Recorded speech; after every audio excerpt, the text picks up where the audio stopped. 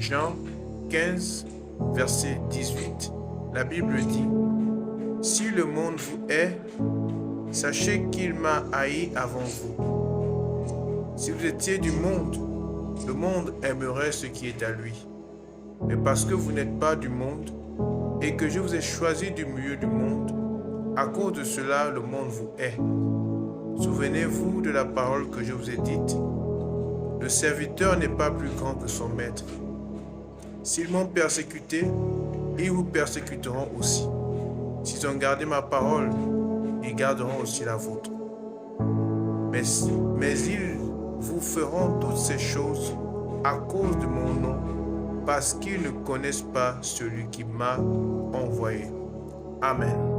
Alors, certainement, tu es passé par des situations où des gens t'ont quitté sans raison. Certaines personnes étaient attachées à toi et ils t'ont quitté sans raison parce que tu as commencé à être différent. Tu as commencé à faire des choses différemment. Tu as commencé à servir le Seigneur. Tu as commencé à t'intéresser, à t'attacher à la chose de Dieu. Tu as commencé à fréquenter les églises. Tu as commencé à fréquenter les frères et les sœurs de l'église.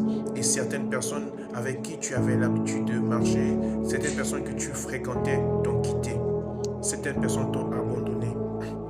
Je viens te dire que ne prends pas ces choses en compte. Il faut que certaines personnes te quittent. Il faut que certaines personnes partent pour que le Seigneur vienne faire en toi son œuvre. Qu'il vienne faire en toi son œuvre. Qu'il vienne mettre en toi des choses nouvelles.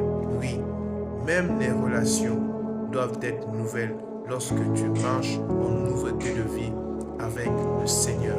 Alors, lorsque certaines personnes te quittent, ne cherche pas à les retenir, ne cherche pas à les garder auprès de toi. Considère ça comme l'œuvre du Seigneur dans ta vie. Parce qu'ils ont haï premièrement le Seigneur. Alors parce que tu t'es attaché à Jésus, ils te haïront aussi.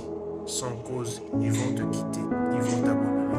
Ne cherche pas à les retenir, laisse-les s'en aller. Laisse-les partir.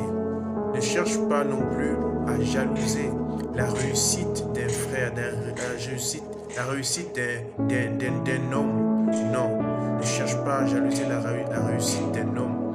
Parce que le monde aime ce qui est du monde. Le monde aime ce qui est du monde. Le diable ne peut pas s'attaquer à ceux qui sont de son côté. Non, le diable ne peut pas s'attaquer à ceux qui sont de son côté. Parce que justement, ils leur appartiennent. Ils leur appartiennent. Toi, tu appartiens à Jésus. Donc voilà pourquoi le diable te considère comme son ennemi. Il viendra te combattre, il viendra te persécuter. Justement parce qu'il a persécuté Jésus-Christ avant toi. Il viendra te persécuter. La Bible dit qu'un royaume ne peut pas être divisé contre lui-même. Le diable ne peut pas chasser lui-même. Non, ce n'est pas possible. Alors, tous ceux qui appartiennent au diable, le diable ne peut pas les combattre. Le diable ne peut pas combattre la réussite d'un franc-maçon. Il ne peut pas combattre son élévation, il ne peut pas combattre son travail. Il ne peut pas combattre sa famille, il ne peut pas combattre ses enfants. Il ne peut pas attaquer ses enfants de maladie. Non, il ne peut pas attaquer quelqu'un qui fait la sorcellerie de maladie.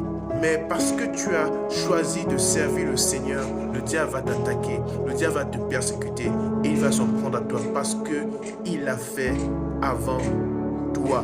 Il a fait aussi à Jésus avant toi. Donc, attache-toi de plus en plus à Jésus. Attache-toi de plus en plus à sa parole.